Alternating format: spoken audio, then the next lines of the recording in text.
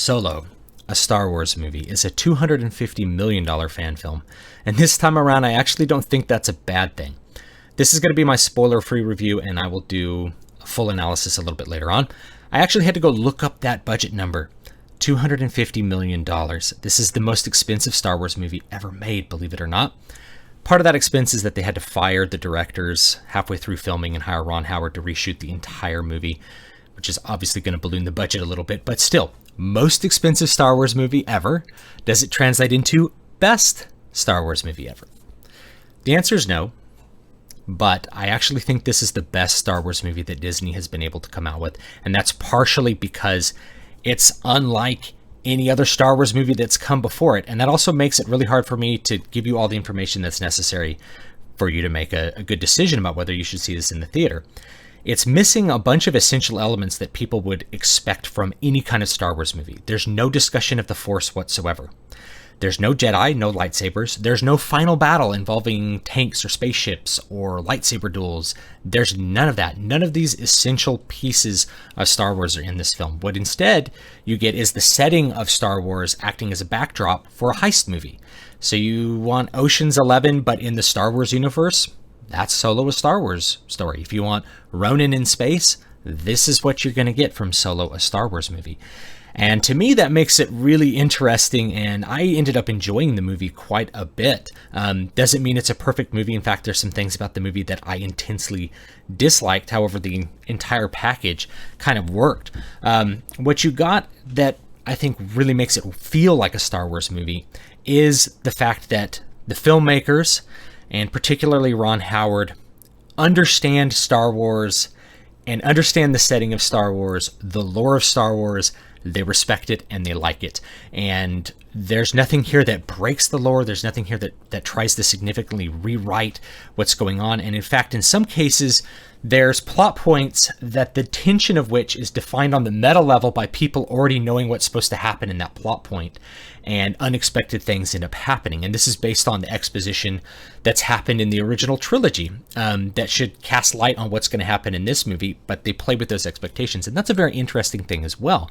And that's something that you would see from some sort of fan film. In fact, they fill the film up with a whole bunch of different sort of back pieces of information, not just for Han, but for like the whole setting and for all kinds of different things. But none of those little things that were dropped in felt like kind of hammer-fisted in. And in some cases, like I said, they created a meta-level working of the plot, which was very, very strange. And you couldn't have had that happen in just a generic sci-fi setting telling a heist story. So it's really hard for me to know who I would recommend this to. I enjoyed it because I really had no expectations going into this. I didn't have negative expectations, and I didn't have positive expectations. I didn't have negative expectations because I knew Ron Howard was directing it. He's pretty competent. And I didn't have positive expectations because I had 3 bad movies before this that have definitely eliminated any expectation for me to see a good Star Wars movie produced by Disney. This one ended up exceeding my expectations and being pleasantly surprising. There were some things that I think a lot of people are going to have a problem with this movie if you're a fan.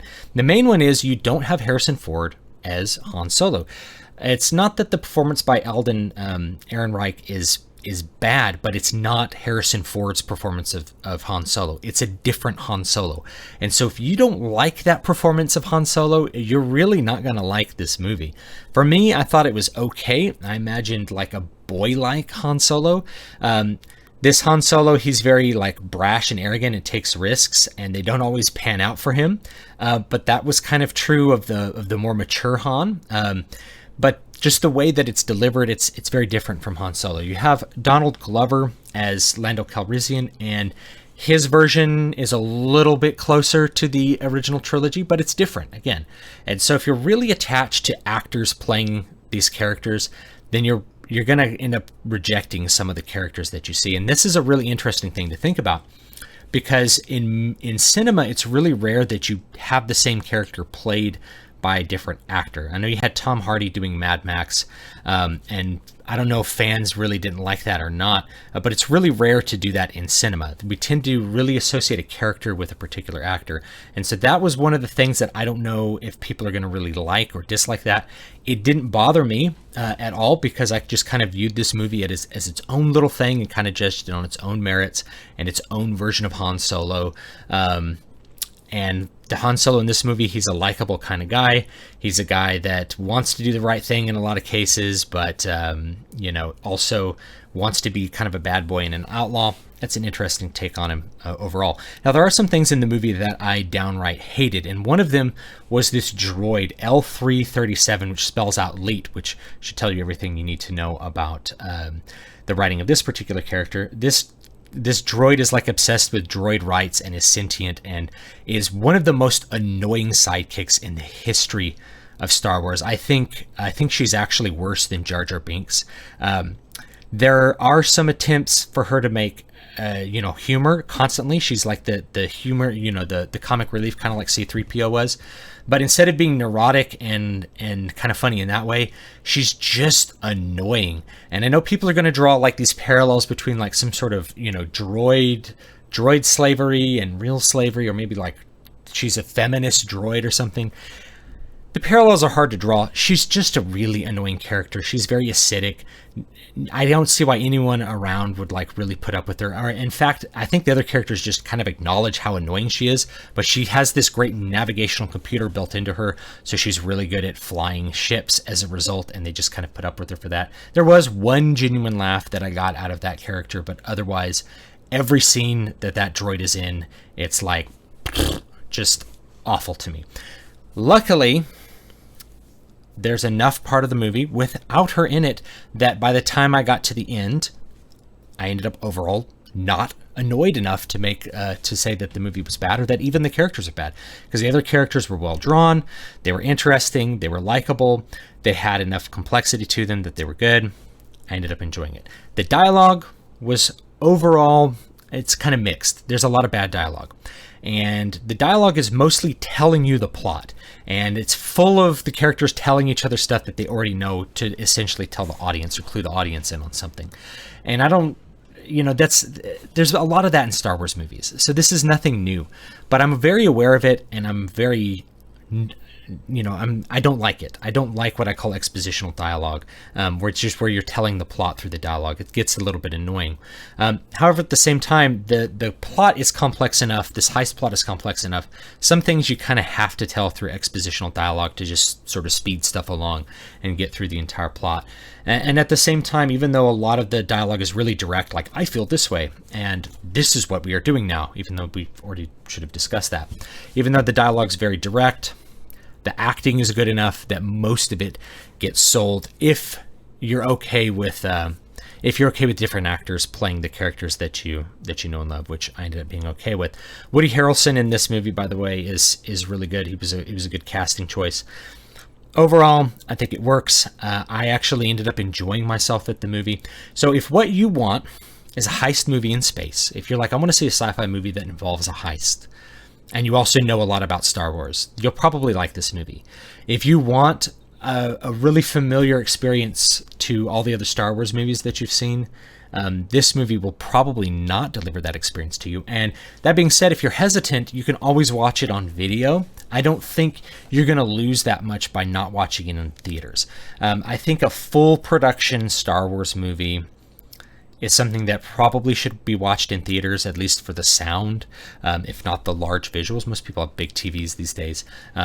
But the big loud sounds, it had good sound design, but it's not the same as like one of the big episodic movies. It's not like going to see Revenge of the Sith in theaters and having that kind of a level of experience. So I think it would actually translate pretty well to a home video viewing if that is what you want to do if you're hesitant. Otherwise, if it sounds fun to have Ocean's 11 space and Star Wars, that's what I watched and that's what I ended up enjoying. Just a couple of other things I'll add in here because they involve kind of the meta of what's going on with Star Wars. A lot of people are saying you should boycott Solo.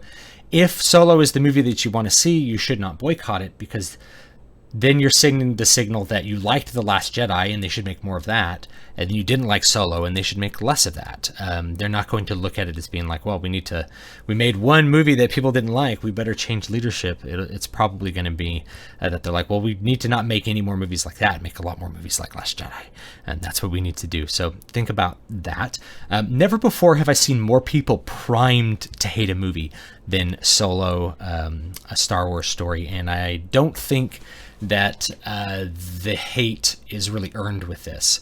I've seen some articles floating around that Lando Calrissian is pansexual. None of that's in this movie, guys.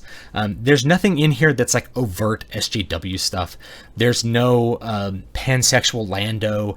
The droid is annoying and about droid rights, and only on like some like higher level could you say that there's like a connection to feminism. She's literally pulling the restrictor bolts off the droids and saying like droids be free at certain points in the movie, and caring about like droid rights. That to me doesn't make a direct parallel to feminism, but I don't know, maybe it's there.